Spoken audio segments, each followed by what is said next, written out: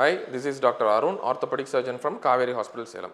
So, sports injury அப்படின்னா காமனாக நமக்கு ஞாபகம் வரக்கூடியது முழங்கால் தான். ஏன்னா முழங்காலில் தான் நிறைய ஜவ்வுகள் மற்றும் லிகமெண்ட்ஸ் டெண்டன்ஸ் இருக்குது. ஸோ காமனாக சொல்லணுன்னா மொத்தமாக மேஜரான லிகமெண்ட்ஸ் 4 இருக்குது. ப்ளஸ் குஷன், அதாவது மெனிஸ்கஸ் என்பது 2 இருக்கிறது. ஸோ காமனாக ஃபுட்பால், கிரிக்கெட் இதிலெல்லாம் டேமேஜ் ஆகும் பொழுது இந்த லிகமெண்ட்ஸ் அல்லது மெனிஸ்கஸ் டேமேஜ் ஆவதற்கு வாய்ப்புகள் உண்டு. ஸோ இதற்கு அறுவை சிகிச்சை என்று எடுத்துக்கொண்டால் கொஞ்சம் வருஷம் முன்னாடி வரைக்கும் ஓப்பன் சர்ஜரியாக பண்ணிகிட்டு இருந்தோம். இப்போ அது ஆர்த்ரோஸ்கோபிக், அதாவது கீ ஹோல் சர்ஜரி அப்படின்னு செஞ்சுட்டுருக்கிறோம்.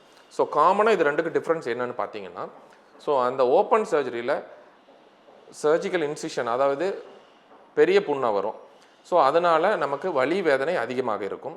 ஸோ ரத்த இழப்பு ஏற்பட வாய்ப்பு உண்டு. ரெக்கவரி டைம், பெயின் எல்லாமே டிலேடாக இருக்கும். ஸோ பட் இதெல்லாம் இப்போது ரீசன்ட் டெக்னாலஜியில் கீஹோல் சர்ஜரியில் நம்ம லேட்டஸ்ட்டாக பண்ணும் பொழுது என்னென்னலாம் அட்வான்டேஜஸ்னால், ஸோ சர்ஜிக்கல் ஸ்கார், அதாவது அந்த ஊண்டு ரொம்ப சின்னதாக, அதாவது ஒரு 2 அல்லது 3 தையல் மட்டுமே போடும் அளவிற்கு தான் நம்ம இன்சிஷன் போடுவோம். இதனால் ரத்தம் இழப்பதற்கு வாய்ப்புகள் இல்லை. பெயின், சர்ஜரி முடிஞ்சதுக்கப்புறம் வரக்கூடிய பெயின் என்பது மிக மிக கம்மி.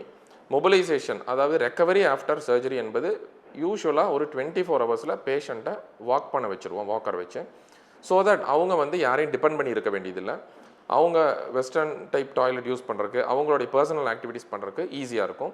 So that they will be back to a normal and happy healthy life.